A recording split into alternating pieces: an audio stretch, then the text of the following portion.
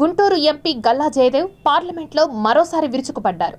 ఆంధ్రప్రదేశ్ రాష్ట్రానికి రావాల్సిన హక్కులను ఈ సందర్భంగా ఆయన ప్రస్తావించారు. Speaker sir, आज्ञा करते हैं. Please sit down. बैठिए करते हैं. You can start. Thank you, Speaker sir. And sir, since I have a very short amount of time, I'd ask you to start my time from now, please. Sir, thank you for giving me this opportunity to speak on the final full-fledged budget of this government and of this 17th Lok Sabha. Sir, the budget speech started with a self-congratulatory note that India has successfully overcome the troubles that came with COVID. It is true because the economy has nearly recovered what was lost, restarted what has paused, and re-energized what had slowed during the pandemic, the Russia-Ukraine conflict, and the subsequent geopolitical situations, and the ongoing monetary tightening that we're seeing in the United States and other advanced countries. So it's a tightrope walk, and I compliment the Honourable Finance Minister for her balancing act over a gut-wrenching situation. Sir, the budget has both hits and misses, from what I can tell. The hits, if I may say so, include things such as 10% increase in the gross tax collections, 33% increase in capital expenditure of 10 lakh crores, which comes to 3.3% of GDP. And if you add in grant-in aids given to states, it comes to 13.7 lakh crores, or 4.5% of GDP. 2.4 lakh crores noteworthy increase for the railways, an 11% increase in agricultural credit target, a 66% increase in the PMAY for more focus on Tier 2 and Tier 3 cities, income tax relief for the middle class, 74% increase for the Swachh Bharat mission, and 157 nursing colleges to be attached to 157 medical colleges to be set up by the Government of India. But, sir, there are some misses as well. A few noteworthy misses include reducing, I think many members have mentioned this, reducing the NREGA allocation to 60,000 crores from nearly 90,000 crores in the revised estimates of 2022-23, reducing the allocation for the National Health Mission from 37,000 crores in the budget estimates of 22-23 to 36,787 crores, reducing the allocation for PM food processing enterprises to 639 crores from the 23-24 from 900 crores in 22-23, reduction in allocation for PM Kisan to 60,000 crores against 68,000 crores this fiscal. Sir, before I proceed with my observations on the budget and giving my suggestions on various proposals, I wish to first focus on what this budget is for my state of Andhra Pradesh, sir. Sir, this budget and the Honourable Finance Minister have disappointed the people of AP once again, sir. The issues are many, but I wish to touch upon the most important ones in view of time constraint.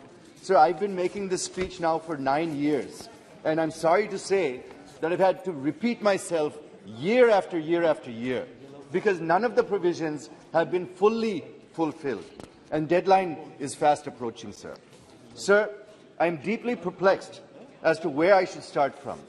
Should I start from what the AP government has been doing since 2019, or should I start with what the Government of India has been doing to AP since 2014? I think this is something that, it requires much more time. Unfortunately, I don't have that at my disposal. Sir, AP has been receiving empty promises and scant allocations since the bifurcation of the state in 2014.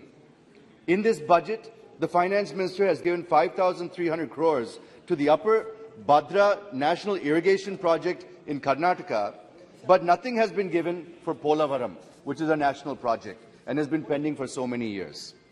This is the first disappointment for AP, sir. I would not say much on Polavaram, since the Government of India and the Jal Shakti Ministry knows every single detail of it.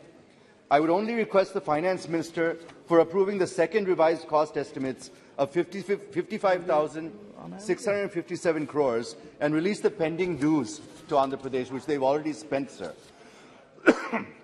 Even though the Finance Minister allocated 8,406 crores for the railways in AP, taking up 72 stations in AP to be developed as world-class stations, introduction of Vande Bharat to Vizag, giving 1,040 crores for Guntur Guntakal and Guntur Bibi Nagar doubling projects, etc. There is no mention about the establishment of the new railway zone for AP, sir. This is also a promise that is long pending and has been made several times in this House by several ministers, sir. Sir, the piecemeal announcements or allocations do not work, sir. I agree that 10 crores has been allocated to the new railway zone, but there is no announcement when the new zone would come up and become functional. There is no mention about it either in the President's address or in the budget. Even the Railways Minister has not announced anything on this in his post-budget press briefings. This is the second big disappointment for Andhra Pradesh, sir. Sir, the Finance Minister had given 23,260 crores for 4 metro projects in 21-22. The Government of India spent huge amount for Bangalore, Chennai, Cochin, Nagpur, Nashik metro rail projects. And the Bangalore metro was given 14,700 crores and 19,000 was given for metros, other metros in 2022-23. But there is no mention, sir, about Vijayawada and Visakhapatnam, which is a mandate which, both of these metros have been committed in the AP Reorganization Act, and there's no mention in this budget also, sir.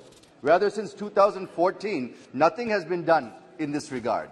So this is the third big disappointment for our state, sir. Sir, on the one hand, Government of India says there are no states with special category status, post the 14th Finance Commission's recommendation. I don't want to go into details, since the 14th Finance Commission never recommended not giving SCS to AP or any other state for that matter. But in the 2022-23 budget, government has given back IGST to the tune of 3,631 crores for SCS states. For SCS states, sir, they still exist, as incentive for industrial development. And in this budget, the Honourable Finance Minister has allocated 1,814 crores for this purpose. If SCS is given to AP, special category status, it will also be benefited. Sir, we are a new state with no capital and no industrial base to speak of. So many institutions have been left behind in the Telangana state. None of the very few institutions are there in our state. None of the provisions of the AP Reorganization Act are being met, and even here the SCS is being denied to us, sir. The Honourable Finance Minister has reduced allocation to RINL also, Vizag Steel Plant also, sir. In 2022-23, Government of India allocated 910 crores as budget estimate, and this has been reduced to 683 crores in 23-24. This is the fifth big disappointment for Andhra Pradesh, sir. Sir, if one looks at Section 93 of the AP Reorganization Act, it says, and I quote, "The central government shall take all necessary measures as enumerated in the 13th schedule for the progress and sustainable development of the successor states." Sir, I'll conclude. Just give me 2 minutes and I'll conclude, sir. Sir, the central government shall take all necessary measures as enumerated in the 13th schedule for the progress and sustainable development of the successor state within a period of 10 years from the appointed day, sir. And the appointed day is fast approaching. The appointed day will be from 2nd June 2014. That means by 2nd June 2024. This is the final budget before that date is coming, full final budget. The next budget is only going to be vote on account. This is the final chance for this government to allocate funds to fulfill what is in this AP Reorganization Act passed by this House in 2014 with deadline coming up on 2nd June 2024, sir. Sir, I'm just getting to the end, sir. Just give me 1 minute, I'll conclude, sir. We're at the fag end of reaching this 10 years, but not even one of the 17 items mentioned under the 13th schedule has been completely fulfilled, sir. This is the sixth disappointment for the people of Andhra Pradesh, sir. Every single member from AP cutting across party lines, has been raising their voice since 2014 for conferring special category status to Andhra Pradesh. Elections in AP and for Lok Sabha are not far off, sir. The BJP government still has time to rectify this mistake and implement the decisions of the Union Cabinet taken on the 1st March 2014. I'm only appealing to the Honourable Prime Minister that he has the final chance of saving the mother, which he has assured during the election campaign in AP in 2014. But there's nothing in this budget which is the biggest disappointment for AP, sir. So I'm coming to my final conclusion, sir. Thank you. Thank you. I'll just conclude, sir. Sir, I once again appeal to the Finance Minister, the Home Minister and the Prime Minister to respect the commitments made in the AP Reorganization Act 2014, passed by this Parliament, and provide sufficient funds to fulfill all of its provisions in full before the deadline of 2nd June 2024. You already said Thank it. you, sir. कुछ कहना